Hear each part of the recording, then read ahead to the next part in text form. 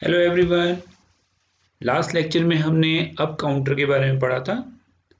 आज हम down counter की वर्किंग, उसका VHDL कोड और किस तरीके से उसको EDA प्लेग्राउंड में हम रन करके with the help of wave form ये वेरीफाई करेंगे कि हाँ, जो कोड हमने लिखा है VHDL कोड डाउन काउंटर के लिए वो वर्किंग है। तो सिंपल डाउन काउंटर से ही समझ में आ रहा है कि हमें जो अपनी काउंटिंग है वो डाउन फॉर्म में करनी है, मीन्स 10, 9, 8, 7, 6, 5 इस तरीके से।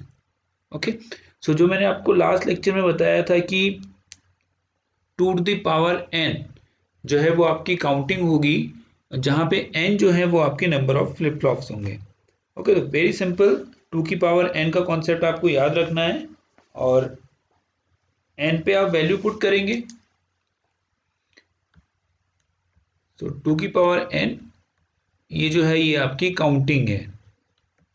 तो अगर n की वैल्यू 4 है तो आपकी काउंटिंग 16 मीन 0 to 15 तक जाएगी। ये बात आप याद रखिएगा क्योंकि आप 0 से स्टार्ट करते हैं हमेशा। तो 0 to 15 तक आपकी काउंटिंग होगी। ओके, सिंपल कॉन्सेप्ट है जो हमने अब काउंटर में पढ़ा। मैंने आपको वहां भी बताया था कि जब भी आप डाउन काउंटर डिजाइन करेंगे तो आप क्यू बार का जो आउटपुट है, मीन्स क्यू बार में जो आउटपुट अप्लाई है या जो आउटपुट मिल रहा है आपको, उसे आप क्लॉक में अप्लाई करेंगे। क्लियर? जे और के दोनों आपने शॉर्ट कर रखे हैं और वो कहाँ से कनेक्टेड है? लॉजिक 1 से। तो इसका मतलब आप t इक्वल टू 1 की कंडीशन यूज कर रहे हैं और t इक्वल टू 1 की कंडीशन आपकी टॉगलिंग कंडीशन होती है, जहां पे आपके जो आउटपुट है वो चेंज होंगे 0 to 1 और 1 to 0, और ये डिपेंड करेगा t इक्वल टू 1 की कंडीशन पे। तो जैसे ही आपकी क्लॉक 1 होगी, t इक्वल टू 1 होगा, आपका आउटपुट चेंज हो जाएगा। ओके, सो आई होप ये डायग्राम आपको समझ में आ गया होगा। अगर आपने अप काउंटर का वीडियो देखा है, अगर आपने नहीं देखा है तो आप एक बार उसको देखिए, वहां मैंने अच्छी तरीके से आपको समझाया है कि ये किस तरीके से वर्क कर रहा है।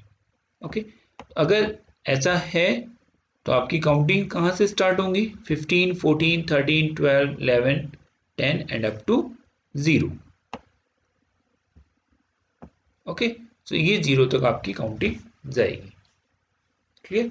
इसी तरीके से आपकी जो वेव फॉर्म्स हैं, स्टार्टिंग वाली वेव फॉर्म में सारे आउटपुट्स क्या होंगे आपके? लाइक अगर आपके output Q3, Q2, Q1, Q0 हैं, तो आपके स्टार्टिंग के जो जितने भी आउटपुट्स हैं वो सब क्या होंगे? 1 1 1 1। तभी आपकी जो काउंटिंग है वो कहाँ से स्टार्ट होगी? 15 से। ओके, सो आई होप ये दोनों ही चीजें आपको अच्छी तरीके से समझ में आ गई होंगी। अब हम डाउन काउंटर का VHDL कोड देखते हैं। सो ये है आपका VHDL code for down counter. तो देखिए, सिंपली सबसे पहले आप लाइब्रेरी डिफाइन करेंगे, वहां आपको काउंटिंग अप करनी थी। क्लियर? यहां आपको डाउन काउंटिंग करनी है, इस चीज का आप ध्यान रखिएगा। आपने एंटिटी डिफाइन करी, clock, reset, count and down count. Architecture define किया, एक सिग्नल दिया टैम, जो कि आपका standard logic vector data type है, और 3 डाउन टू 0। देन आपने बिगिन किया आर्किटेक्चर को, प्रोसेस किया क्लॉक रीसेट को बिगिन। अगर रीसेट की वैल्यू 1 है देन टैम्प की वैल्यू, मतलब अगर आपका रीसेट अगर आपने कर रखा है तो वो प्रीवियस जो उसकी इनिशियल वैल्यू है दैट इज 15, 1 1 1 1 पे वो सेट रहेगा। तो उस सिग्नल में जो वैल्यू होगी आपकी वो 1 1 1 1 रहेगी। एल्स इफ अगर रीसेट नहीं है, राइजिंग एज आपको मिल रहा है, देन टैम्प में जो वैल्यू थी आपकी, तो आपने स्टार्टिंग में जो टैम्प में वैल्यू दे रखी थी 1 1 1 1, अब वो डिक्रीमेंट होना स्टार्ट होगी। तो देखिए यहाँ पे आप देख रहे हैं, if reset equal to 1 then temp gets the value 1 1 1 1, else if for rising clock then temp gets the value temp minus 1। Okay, so then end if end process, और जो टैम्प में जो भी वैल्यू थी वो सब कहाँ असाइन होती रहेंगी? काउंट पे, जो काउंट आपका आउटपुट है। क्लियर? तो ये आपका मेन कोड था VHDL का। आप जरूर इसे ट्राई कीजिएगा EDA प्लेग्राउंड में लिखने का। EDA प्लेग्राउंड एक बहुत ही यूजर फ्रेंडली प्लेटफॉर्म है, आपको कुछ नहीं करना है, सिंपल अपना VHDL कोड लिखना है, टेस्ट बेंच कोड लिखना है, उसे रन कराना है। कोई भी सॉफ्टवेयर आपको इंस्टॉल करने की जरूरत नहीं है अपने लैपटॉप में, it is completely free of cost. तो देखिए ये टेस्ट बेंच कोड है आपका। एंटिटी डिक्लेयर किया, देन आपने आर्किटेक्चर कंपोनेंट डिफाइन किए, देन आपने उसको आगे बिगिन किया, पोर्ट मैप किया और अपनी वैल्यूज को चेक किया। ओके, क्लॉक की वैल्यूज के लिए क्लॉक आपने एक बार 0 और एक बार 1 दिया, तो इस तरीके से जो भी आपके आउटपुट बनेंगे, जो भी आपका आउटपुट आएगा वो चेंज होता रहेगा for each value of clock.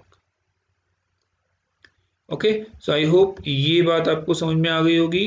Visual code आपको जो टेस्ट बेंच कोड है और जो मेन कोड है।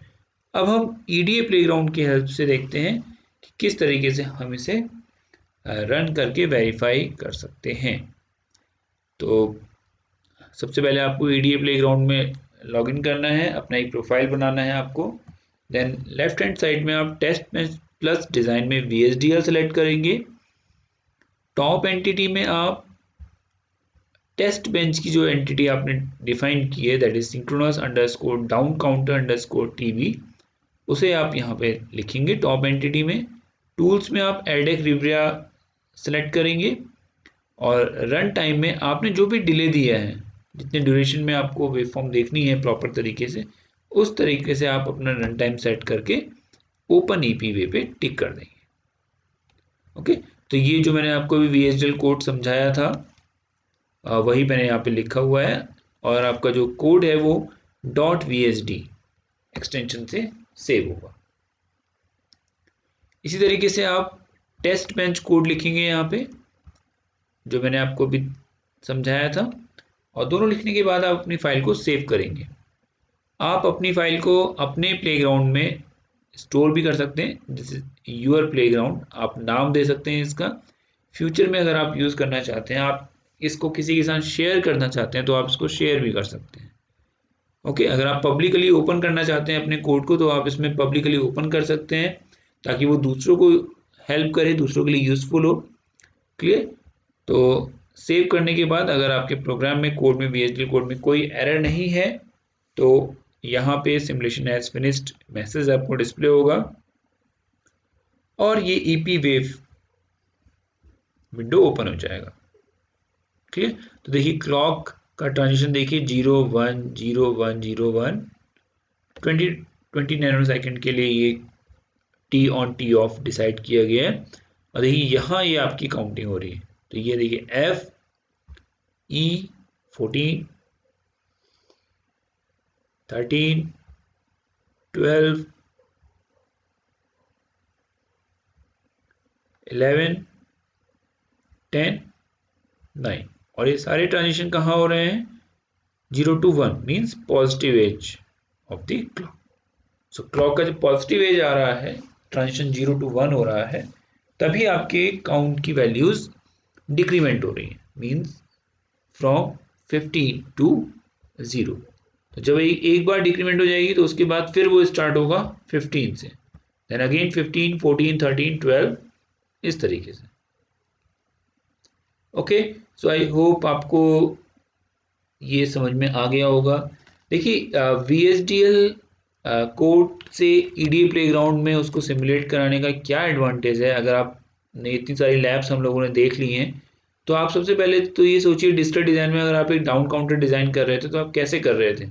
आपने एक पीसी बोर्ड लिया, ओके, आप 0 पीसीबी ले सकते हैं, या आप एक ब्रेड बोर्ड ले सकते हैं। ब्रेड बोर्ड पे आप सबसे पहले आपने सर्किट बनाया, आपने आईसीज यूज़ करी डिफरेंट, या तो आप डाउन काउंटर की डायरेक्ट आईसी यूज़ करिए, या फिर आप टी फ्लिप फ्लॉप की आईसी यूज़ करिए। उसके बाद आपने डिफरेंट सर्किट कनेक्शंस दिए, पावर में पावर सप्लाई दी उसे, और देन आपने एलईडी ग्लो की हेल्प से चेक किया कि हाँ ये प्रॉपरली वर्क कर रहा है या नहीं कर रहा है। क्लियर? यहाँ आप क्या कर रहे हैं? यहाँ आप पहले उसका लॉजिक डिफाइन कर रहे हैं। आपने सोचा कि हाँ टी फ्लिप फ्लॉप ऐसे वर्क करता है, इस तरीके से काम करेगा, और वेवफॉर्म की हेल्प से आपने यहाँ पे वेरीफाई करके उसको देख लिया। तो अब आपको इसका आरटीएल सीमेटिक मिल जाएगा, देन आप वहाँ से चेक कर सकते हैं कि इसका कनेक्शन डायग्राम क्या है, किस तरीके से कनेक्शंस हो रहे हैं, और आपको कैसे अपना सर्किट डिज़ाइन करना है या इम्प्लीमेंट करना है। ओके, तो ये एडवांटेज है ईडीए प्लेग्राउंड का कि आप यहाँ पे वेरीफाई कर सकते हैं, चेक कर सकते हैं अपने आउटपुट को डिज़ाइन करने से पहले, हार्डवेयर डिज़ाइन करने से पहले। तो जब हमने फर्स्ट लैब स्टार्ट की थी तो वहाँ भी मैंने आपको यही चीज़ समझाई थी। क्लियर?